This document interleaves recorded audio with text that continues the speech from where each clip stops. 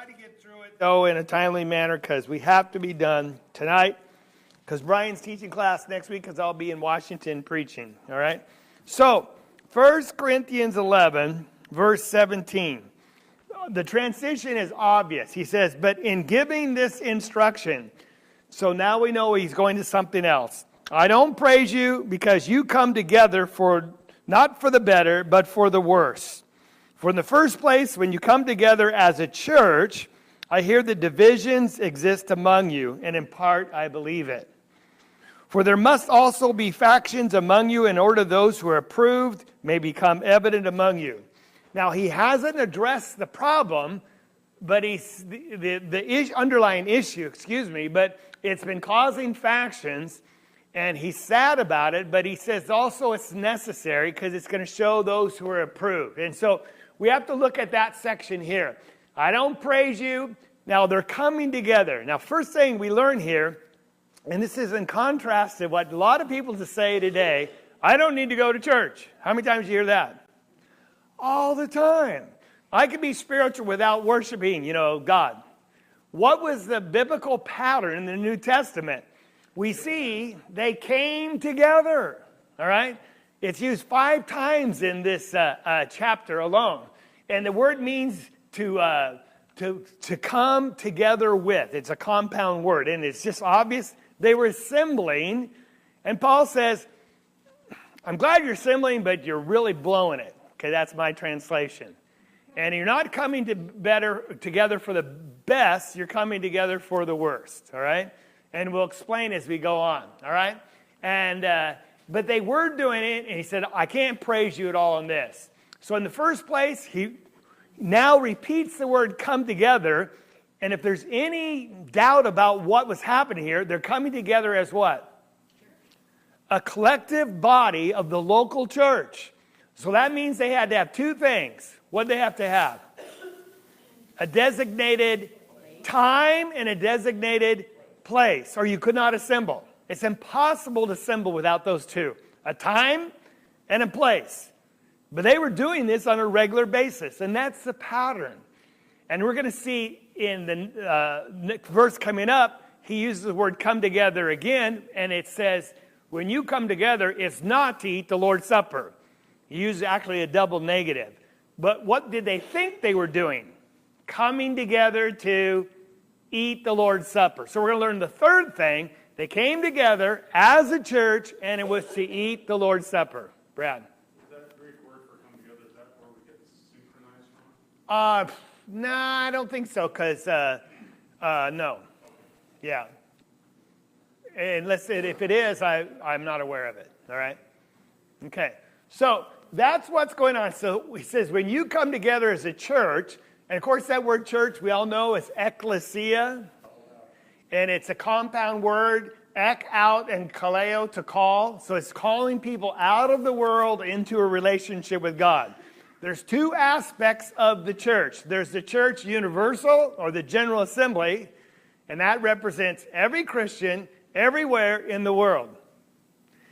And here's my first question. Does the church in its collective sense universally ever assemble? No. Does it ever come together to worship? No. Does it eat the Lord's Supper together?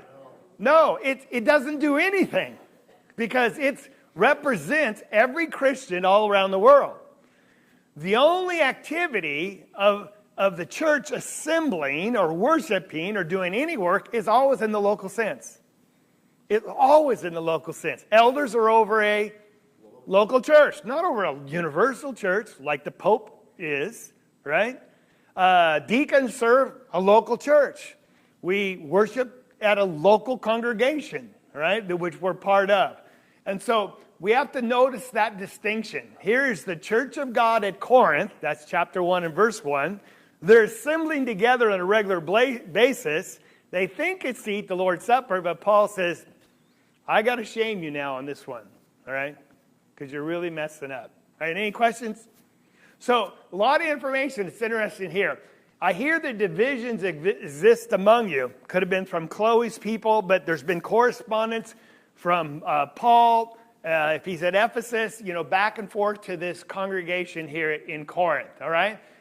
The word division is the Greek word schisma. And so Brad was asking, did that other word is where we get synchronized from? A lot of Greek words give way to our English language very readily. A schisma is a schism. Now, when's the last time you used that? Brittany and Jordan come up and says, can we talk to you? We're having a schism.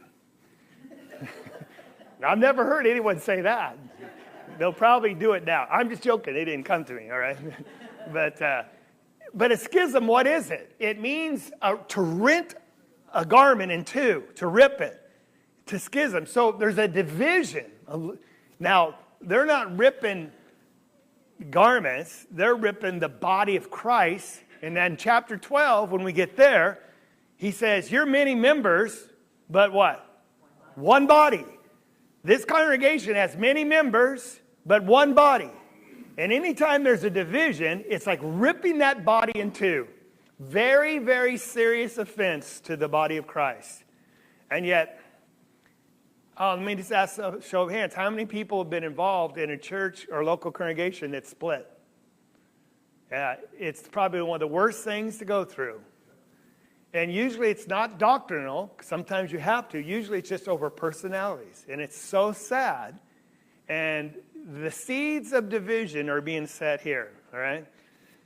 Now, he goes on to say, as we already read, that there must be factions. This is a different word. That's the word. See that one? What is that word? Heresy. That's the Greek word. And that's where we get the English word, a heresy. All right? Or a faction. And it emphasizes the aspect of choice, that you're taking a stand based on your choice or your preference. Well, I'm going to line here. Well, no, I'm going to line here. So it's this party spirit, this heresy. And so he says must be factions among you, so those who are approved must become evident. Now, this is interesting. I don't want to make too much of it. Sometimes there is divisions in a congregation. Paul says sometimes it's necessary. It's necessary to weed out the fakes, the frauds from the real Christians. Isn't that what he's saying? Those who are approved. That word approved means the idea of proving a metal or a coin to make sure it's genuine. And he says, we want this testing to be so obvious that it's evident. Everyone can see it. That's the word evident means, to shine. So here's your test. What's wrong with this $20 bill? Huh? It has Chinese writing on it. Is that a genuine bill or a counterfeit? Well, it was spent in China. Well, they finance half America anyway, so maybe that's why it's on there. Now, that's a counterfeit. That one's easy to see that it's not genuine. That's what he's saying, that sometimes there has to be division in a congregation to separate the fraud from the genuine. And sometimes in their day, we see that a lot of talk about men creeping in with false doctrines to try to draw people away after them. Sometimes people have their own agenda. It's not Christ, but they're in it for the power, for the money, for just the prestige, whatever it is. And they will draw people away. They'll cause problems just to stir problems up. And sometimes the best thing for that congregation is to have that uproar so those people can be weeded out. Because as long as they exist, the church will never grow and function like it's supposed to. It's sort of like when you're running a fever and you've got 102. What do you feel like doing? Nothing. Or you got an infection. Or I was talking to a friend of mine in Washington. He fell off a floating dock and hurt his leg and he could hardly walk. You know, when you're hurting, the whole body hurts, right? You can't function. That's the way a congregation is when there's underlying division, all right? And it's best to cut it out and get rid of it. But is that desirable? Do you want it in the first place? No, it's sad. You know, it's terribly sad. There's really no winners in it, okay? So here he says that's what's going on. So what's the problem, Paul? What are they doing? Verse 20. Therefore, when you meet together, that's the third time it's used here, it is not to eat the Lord's Supper. Now, that's a funny way of making a statement. So you sit down and your wife says, hey, it's time to eat. Everything's ready. And you look at it. You might say, I can't eat that. Well, that's a statement. But could you say, you did not make dinner? What would that mean? If you said that. You didn't prepare dinner. Well, yeah, I did. It's right there. No, that's not dinner. Well, what are you going to call it? I don't know, but it's not edible, right? Now, you'd be kicked out of the room if you did that. You're going to wear the dinner, aren't you? And rightly so. Now, I could go the other way. The guy made the dinner, and the wife could say, that's not dinner. Let's go out to eat. That's what he's saying. Therefore, when you meet together, it's not to eat the Lord's Supper. And they're going, huh? That's what we're doing. He says, no, it's not. So explain thyself, Paul. The ESV reads on that, it is not the Lord's Supper that you eat. All right. And way you change the word order makes a difference, okay? So, well, what's going on? He says, for in your eating, does he acknowledge they're eating? Yep. Yeah. One takes his own supper first, one is hungry, and another is drunk. So we'll look at the words and try to make sense of it. First of all, the word lords means kuriakos, which is the word we get Lord, but it's pertaining to the master or belonging to the Lord. It's used twice in the Bible. Revelation, it says the Lord's day. What does that mean? This is the day that belongs to the Lord. Now, you say, well, what day is that? Well, in Revelation, that's when John received the Spirit or this vision, and all commentators agree it's the day Christ rose from the dead, which was the first day of the week. When did the Holy Spirit come down and the church get started? First day of the week. And so when did they eat the Lord's Supper? We find that it's the first day of the week, Acts chapter 20 and verse 7. And so the Lord's Day, and then here it's used the second time, the only other place, the Lord's Supper. The word supper means a meal, a formal meal, the evening meal. It's not just taking a snack and run. But this is a meal, and whose meal is it? Who's serving it? The Lord. Now we know where he instituted, and we'll go back and we'll refer to it in just a second. But this is amazing when you're asked to sit down and eat the Lord's meal. Well, right now, already, what kind of meal in status should it have?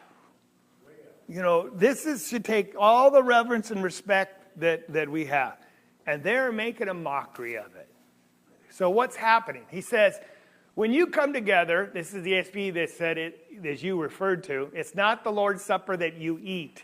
Well, what are you doing? Well, some guy goes hungry, he's without, and another guy's drunk. Now, some people say, no, that means they've drunk to their fill. But this word is used intoxication. In Acts chapter 2, when the apostles were speaking in tongues, what did some people say? They're just drunk on sweet wine. That's right. So there might have been actual drunkenness going on. They're drinking so much of the fruit of the vine, that means it had to have been alcoholic, that they were getting drunk. All right? That was my question. It seems by implication, the Lord's Supper was an alcoholic wine. Yes. By implication. And you go in, Just an abuse of an abuse. you go in certain places like Italy and you worship there, they'll tell you if you're visiting from the States, now we got to let you know, this is actual wine with alcohol. It's fruit of the vine. And if you don't want to take it, we'll get some grape juice without, it hasn't been fermented and serve it to you. But a lot of countries still do that, all right? And that's probably what it was. So here's what we see. In every congregation, and especially in Corinth, you have the upper class and the lower class, right? Just the way it is. The privileged and sometimes the underprivileged, working their way up. So it seems like they were getting together, and the privileged, the upper class, weren't waiting for the rest to show up, and they were consuming all that they had, and there wasn't anything left over for the others. And so really got this class warfare going on, no love of the brother, no respect in regarding each other as more important than yourself. It's all about me. So a lot of people say, well, perhaps they were practicing what's called the love feast, and we'll have to talk about that just briefly, and I'll have a chart on it. But I don't know who's ever heard of the love feast. All right, we'll look in Jude, verse 3 or 4. It's the only place it's found, period. All right? But a lot of people speculate, and I use the word speculate intentionally, that they were eating this fellowship meal. That's another phrase you never see in the Bible. And in conjunction with the Lord's Supper. And then at the end of this meal, they would actually observe the Lord's Supper. And when we read through this, there's nowhere do you see mention of the two combined together. In fact, he says when you get together, it's not to eat the love feast and the Lord's Supper. What does he say? It's not to eat the Lord's Supper. So what we best understand is, rather than these two simple elements, the unleavened bread and the fruit of the vine, they're adding all sorts of things to it and making a common meal out of it, to the point that some perhaps are even getting intoxicated over it, while others are going without entirely. And Paul says, shame, shame, shame. All right? And in that, he's going to reset the Lord's Supper to its original plan and intention, and to give some rules and warnings about it. Okay?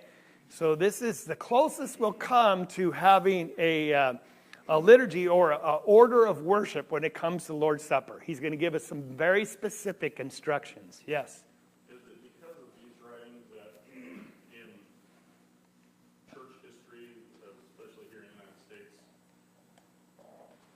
as we have the Lord's Supper, and I'm not saying it's wrong, but everybody takes just a little tiny bit because we don't want to, no one wants to get even close to Oh, there might be some roots to that. I can't answer it. I think it's just a practical matter that everyone just takes a small piece, because if you took a big piece, we'd have to have large amounts. That's a great question.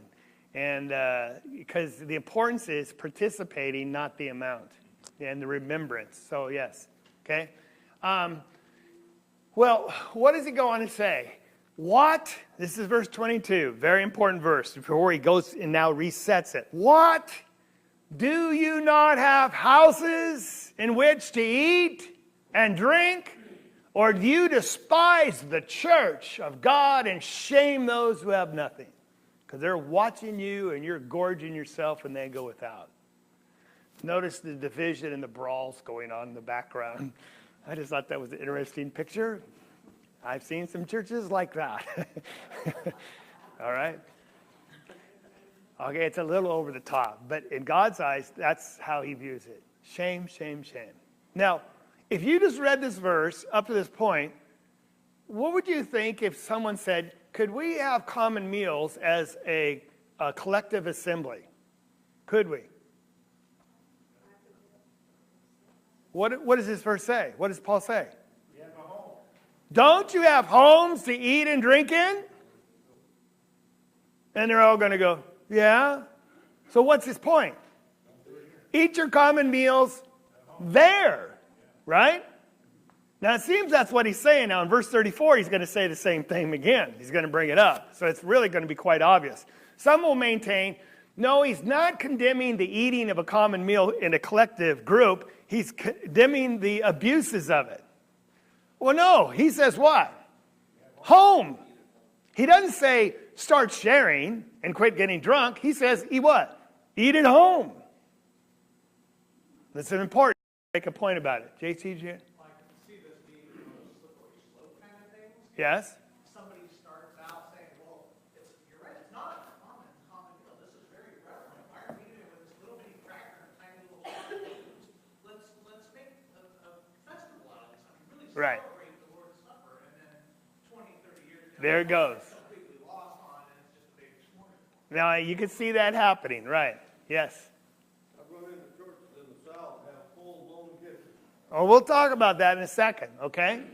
And I think this verse is going to deal with it. It says, what shall I say to you? Shall I praise you? No, I will not praise you. Third time he said this statement. I will not praise you. What's the same statement he's saying? I will not praise you. If you're turning around and make it a positive, I will not praise you. I will shame you. He's shaming them, isn't he? And rightfully so. Okay? I just wanted you to see that. So now we're going to take a little sidebar. Issue. Assembling for a social meal in the building. Okay? This is an issue, and I just want to address it since we're in this section, and it's probably the best place to address it. And because it's a problem, well, let's give a background. This is probably not the only roots of it, but in 1947, we're in the World War II era, right? There was a lectureship in Abilene, Texas, and that was a big area for the Lord's church, and it remains to this day. Promoted that every new building that you congregation start should have a large kitchen and eating area that we're going to call a fellowship hall, all right? I have an echo in the room. Fellowship hall. And there, what are we going to do? We're going to have fellowship meals or fellowship dinners. And the whole idea was, well, the family that eats together stays together. And it's important to share fellowship. Now, who would disagree with that? Say amen. Should we have fellowship with? Yes. But their definition of fellowship was eating a meal. Now, historically, in the New Testament, the Old Testament to this day, there's a lot of weight attributed to sharing a meal with someone as far as acceptance, developing community, and all those things. We saw the church in Acts chapter 2. They took their meals from house to house. That's interesting. Not in a collective area. What did they do? House to house. Everyone was taking their meals, inviting people over, but it wasn't a collective thing. But there is importance about doing that, all right? But he's saying now we got to make it a work of the church. That's what it was. Take the Lord's money that is contributed. Some of it's going to be spent on the building, some of it's going to be spent on evangelism, some on preaching, and some on teaching, and then edification and benevolence. We're going to build a structure for the sole purpose of eating a meal. And it doesn't mean that we have to talk about spiritual things. We're just getting together and getting to know each other. Now, who could be against that? Getting together and getting to know each other. It's a great thing to do, but the question is, it is a great thing for the church to be doing. Or is it an individual thing? All right? But that's what he said, and it caused a division in the church, and in the 50s, there were battles waged over this issue about social functions for the church. And then once, talk about slippery slope, once they got the fellowship hall, then they said, well, the church that plays together stays together. So then they started adding facilities like gymnasiums and things, basketball courts, and some wonderful facilities. I've been in some of them. It's like, wow, I sure like to have this, but not for the church. And the whole idea then was, listen, get people in the community to come play basketball, and then we'll have a prayer, and at the end we'll have a short talk, and maybe we'll win some to the Lord. So now we're talking not just $100,000, but hundreds of thousands of dollars when you build a gymnasium, right? But what's interesting, you have people that said, no, there's no authority for this in the Bible. And then the people split off from that, said, no, we're going to do it anyway. But these people would never build a gym. They stopped at the fellowship hall. And other people said, no, we're going to build a gym as well. And so they split from them. Because they said, well, this is as far as you can go. And they're going to say, no, you took that step, we can what? Take the next one. And there's no way you could say they were wrong. Caused a big problem.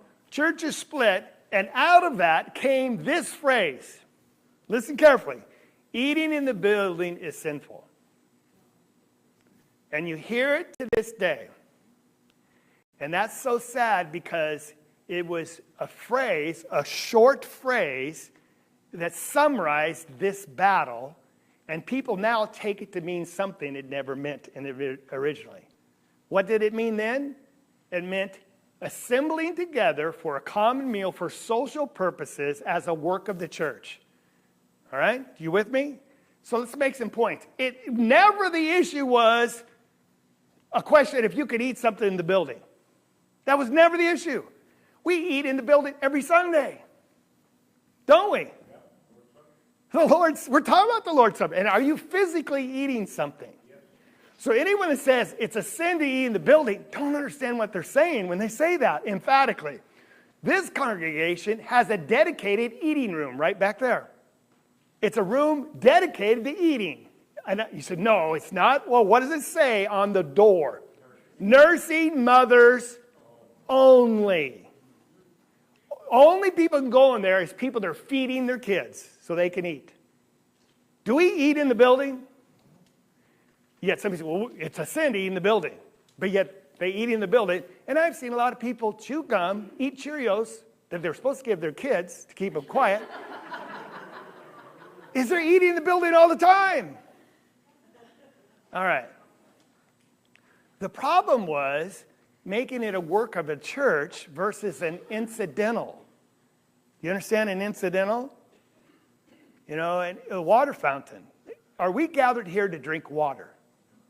No. But while we're here, people get thirsty, and rather than have them run home, we provide water here. Is that a practical, edifying, expedient thing? Yes.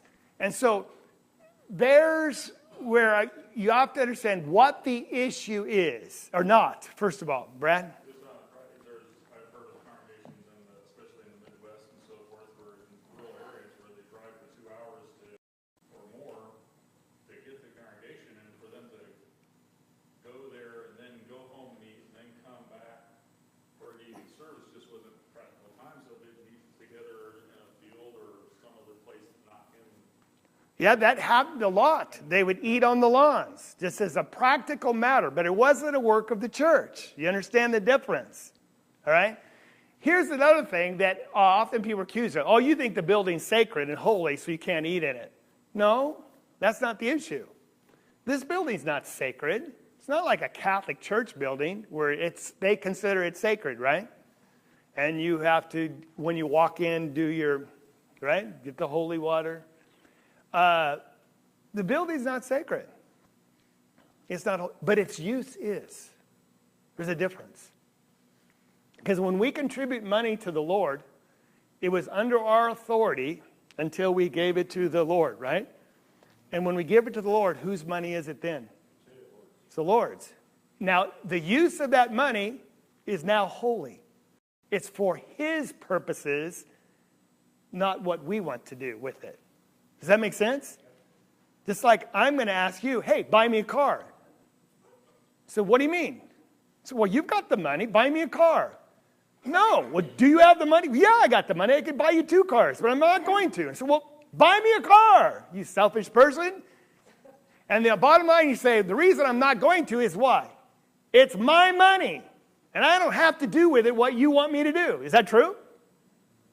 So when we start deciding for the Lord what we're going to do with His money, we're stepping on His territory. He's king, we're not. So the issue is a matter of authority and the work of the church. So when you look in the scripture and say, we're going to do what the Lord's church is supposed to do. We worship. So that's why in Hebrews chapter 10, forsake not to assembling yourselves together.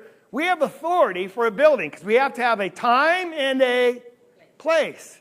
And we chose, because it's expedient here, to build and buy our own place. Other places, it's not expedient. It's better to rent. It really is, because cost factors and all that. But we have authority for this building, don't we? We do.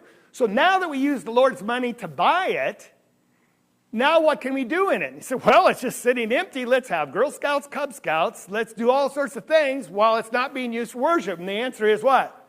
No, because the use of it is. Our son works for the federal government. If he gets caught one time using his federally issued government car for private purposes, he is in big trouble. Why? It's just sitting there. He could put his own gas in it. Do you want to see your state officials using a state forestry rig going fishing up in the high mountains? Do you want to see them using that? And you say, well, why not? They work for them, and it's just, no, because it's our truck, not yours, right? Do you understand that? When we apply that in every walk of life, but it goes out of the window when it's talking about the Lord's church, okay? And so I'm trying to make it very easy to understand and make it as strong as I can, and I hope I'm not coming off as overbearing, okay? There's no command or example for social activities in the local church. The collective local church. The collective. We see individuals doing it all the time. All right? We're supposed to have a campfire at our house this Sunday. All right? But it's not the local church doing it. It's Ann and I doing it. Yes? So what point do you decide it is an actual social activity versus a biblical activity like VBS, where it's basically playtime for 3 hours out of the day that we pay for? All right. It's a little bit of lessons learned. That's a good question. I'll answer now. The issue never was about eating in the building. So, I'm here all day. And I could go out and buy lunch. I could bring a lunch with me and eat it in my office. Now, am I making eating a work of the church? Or is it incidental to my purpose of being there? My purpose is there to study and prepare and teach and study with people, right? But could I eat a lunch in the building? People say, no, that's eating in the building. So they're thinking, no, this phrase, this catch-all phrase, that it's always sinful, they don't understand the backstory. When they say eating in the building is sinful, they're referring to what?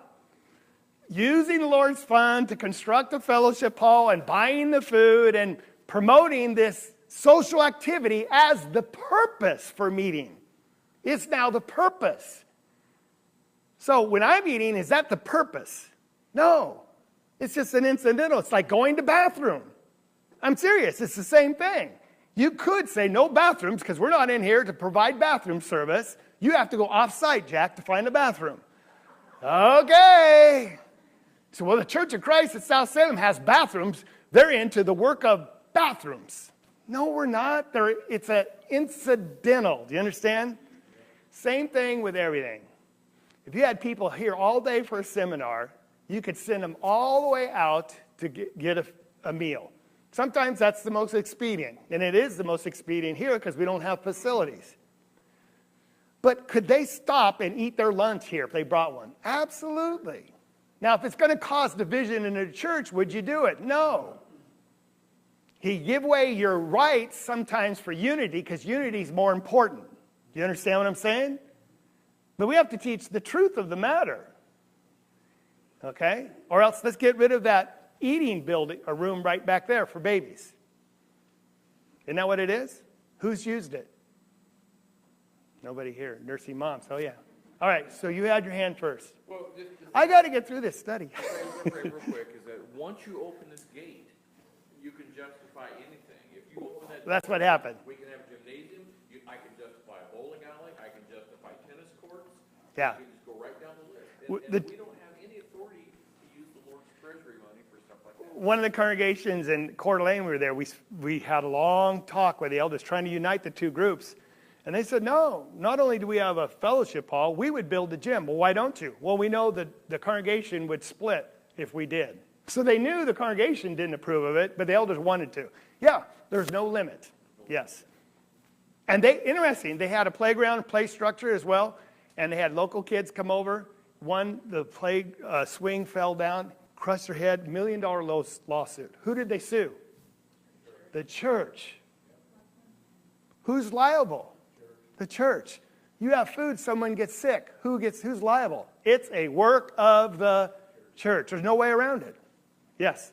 Just to incidental, this Jesus with the feeding of the 4,000 or the 5,000, they came, they were listening to the word, they were learning from his teaching, but it was going all day, so what did he do? He took compassion and Yeah, made sure they had food. that's right. Yes, someone else had their hand back there.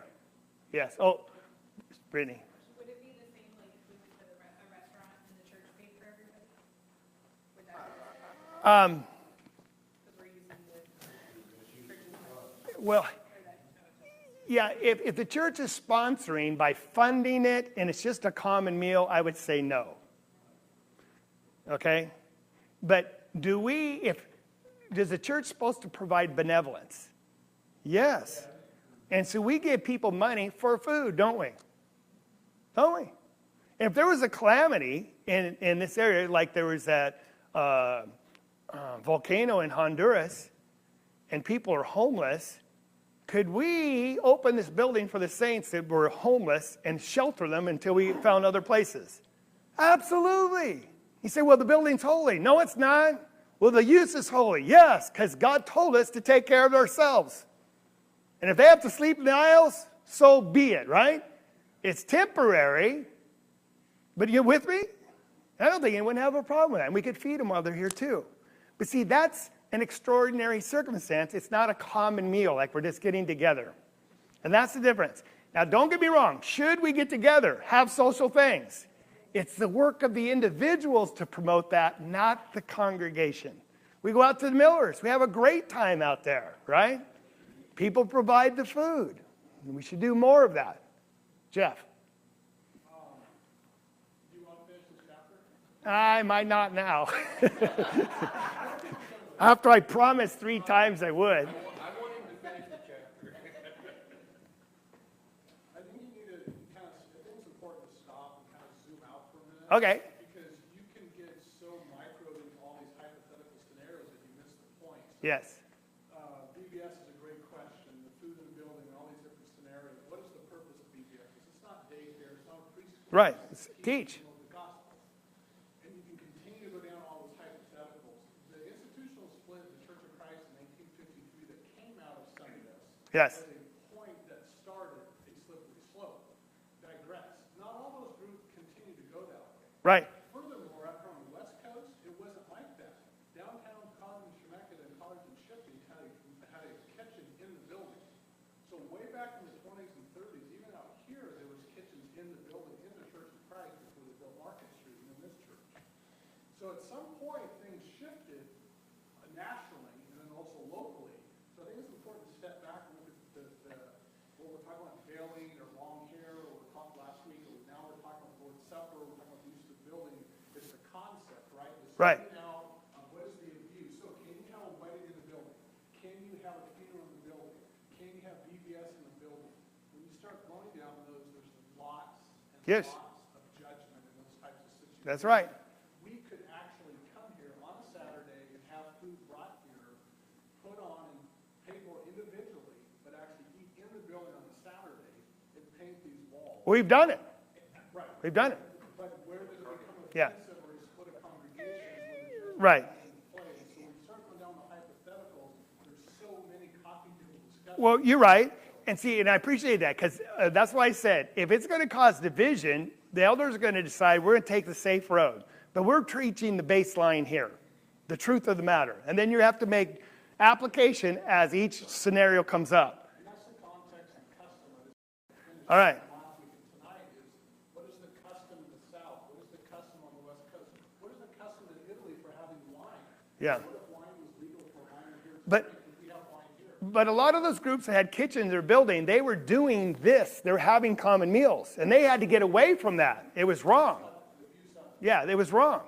And that's why Paul says here, he sets the precedent. Don't you have what? Homes to eat and drink. Is he condemning having a common meal? No, but he's saying, don't assemble to do that. This is holy stuff we're doing here. Holy. And if you can get that food under a holy work, then do it. But if it has nothing to do with the holy work, leave it out. You know what I'm saying? Incidental to what you're doing. That's why we have a nursing mother's room. It's incidental. It's got speakers in there, and they can listen because it's better that they feed their child who's crying so it won't disturb the rest of the congregation. And they can listen themselves rather than go home. Right? So that's the decision of the elders when you're talking about, Jeff, making an expedient decision. All right? Yes? And also, getting back to 1 Corinthians, it was a rich, as you started off with, it's a rich versus poor. I mean, Right. the churches, they had Jew and Gentile schisms. They also had rich and poor. The rich were not used to treating Right. those servants and poor people as equals. Yeah. It was a hard problem. And it was a hard problem for them to get over. Yeah. Let me go back to this. No command or example in the Bible anywhere of any social activity being done by the collective church. It's just simple. Paul says, don't you have homes? Now, let's address this idea of a fellowship meal. Because fellowship hall is where you have a fellowship meal. And in other words, fellowship is defined by a lot of people now as just taking a meal together. It's become purely a physical act. When you search the scriptures, fellowship always was in a spiritual context. Always, without exception. It was about fellowship with God, your partners with Him, and because of that, when you see someone else that has fellowship with God, you extend to them the right hand of fellowship. Spiritually brothers, because we're connected to the same Father. You participate in fellowship in preaching. And here we're going to see you fellowship had common joint participation in the Lord's Supper. It's always spiritual. It was never social or physical. Never. But today, that's what it is. Hey, we had good fellowship today. What'd you do? We went golfing. I hear this. And we talked and spent some good time together. Well, that might be the current use of the word fellowship, but it's not the biblical use, so don't drag that into the church and say, we can fellowship, have golf tournaments. And some people want to, right? There's a clean line. Now, we're saying, is it wrong to have golf? No. I wish someone here would organize a golf tournament. I'd show up, because you got a prize for the worst score. There's a church in California around San Luis Obispo. They have a Morro Bay tournament, and lots of people gather every, some holiday. And there's things you can do, but it's not the work of the church. All right, so he couldn't be clearer. Do you not have houses in which to eat or drink, or do you despise the church? You know how you despise the church? By taking that which is common and bringing it into the work of the church.